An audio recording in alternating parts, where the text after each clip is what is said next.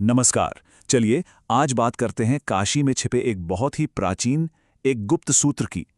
एक ऐसा फॉर्मूला जो सिर्फ 21 दिनों में पूरी तरह से कायापलट करने का वादा करता है। ये कोई मोटिवेशनल स्पीच नहीं है, ये एक रहस्य को उजागर करने की कोशिश है।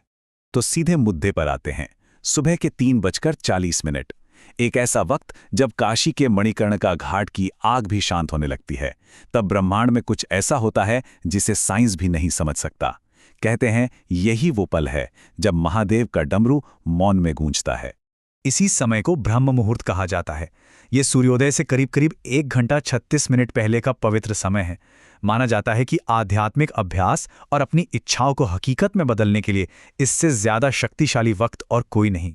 हमारे शास्त्र एक बात कहते हैं, यथा पिंडे तथा ब्रह्मांडे।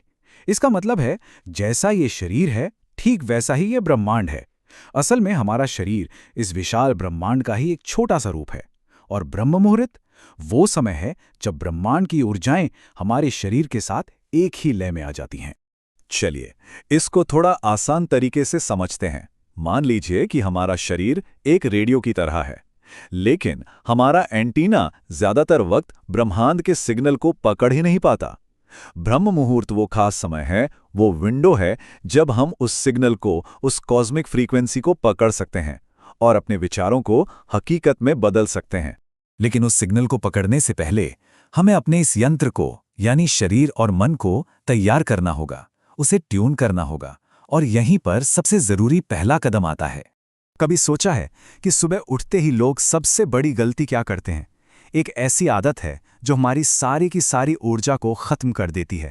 अब देखिए, सुबह का जो समय है वो ट्यूनिंग के लिए है, इनपुट के लिए नहीं। ज्यादातर लोग क्या करते हैं, उठते ही फोन चेक करते हैं, काम शुरू कर देते हैं। ये सब इनपुट है, जबकि सही तरीका है शून्य स्थिति, यानी पूरी तरह से स्थिर रहना, अपने अंदर के हाल को देखना।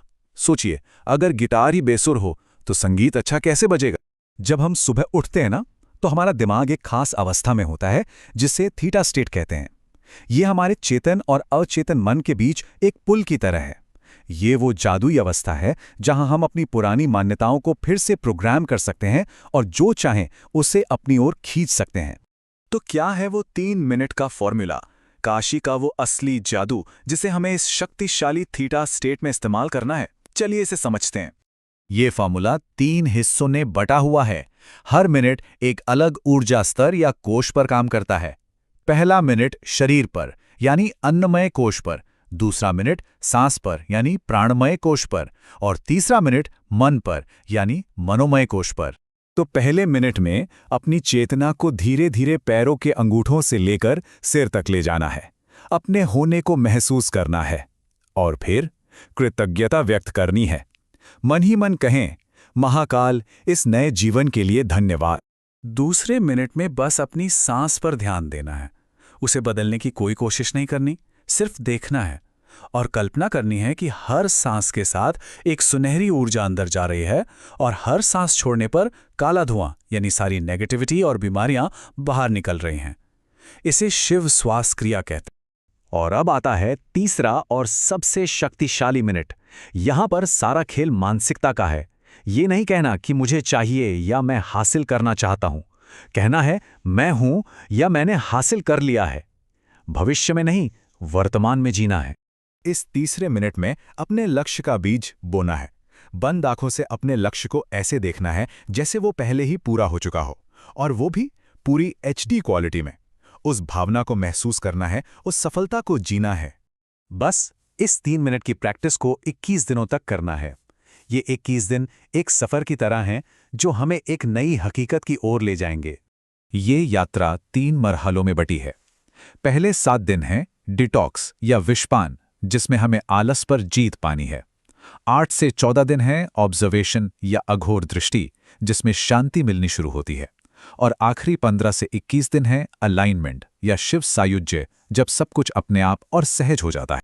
पहला हफ्ता सबसे मुश्किल होगा। शरीर विरोध करेगा, मन हजार बहाने बनाएगा। यहां पर नीलकंठ की तरह बनना होगा, आलस के विष को पीना होगा और टिके रहना होगा। और इस पहले चरण का सबसे जरूरी नियम, सुबह उठने के बाद 1 घंटे तक कोई स्क्रीन नहीं, न फोन, न टीवी, न लैपटॉप, कुछ नहीं। अपनी ट्यून की हुई ऊर्जा को बचा के रखना है। दूसरे हफ्ते में एक अजीब सी शांति महसूस होने लगेगी। आपकी फ्रीक्वेंसी बदल जाएगी। आप छोटी छोटी बातों पर या चिड़चिड़ाहट पर रिएक्ट करना बंद कर देंगे। एक ठहराव सा आने लगेगा। तीसरे हफ्ते तक आप एक लय में आ जाएंगे। अब आपको अलार्म की जरूरत नहीं पड़ेगी। नींद अपने आप ब्रह्म मुहूर्त में खुलेगी। इच्छाएं तुरंत पूरी होने लगेंगी, क्योंकि अब आप ब्रह्मांड के साथ पूरी तरह से सिंक में हैं। लेकिन कहानी 21 दिनों पर खत्म नहीं होती। इसके बाद असली यात्रा शुरू होती है, एक निर्माता बनने की। एक बात हमेशा याद रखनी चाहिए, शक्ति केवल उन्हीं के पास रहती है जो उसका सम्मान करते हैं। इस 21 दिनों में जो ऊर्जा कमाई है, उसे व्यर्थ नहीं जाने देना है। इसे अपनी जीवन शैली बनाना है। ये समझना जरूरी है कि हम कोई कठपुतली नहीं है जिसे हालात नचा रहे हैं। नहीं, हम निर्माता हैं। हम अपने जीवन की रचना खुद कर सकते हैं। तो अंत में बस एक सवाल, अगर आपके पास अपनी किस्मत को फिर से लिखने का कोई कोड हो, तो क्या आप उसका इस्तेमाल करेंगे? ब्रह्म मुहूर्त का यह रहस्य वही कोड है।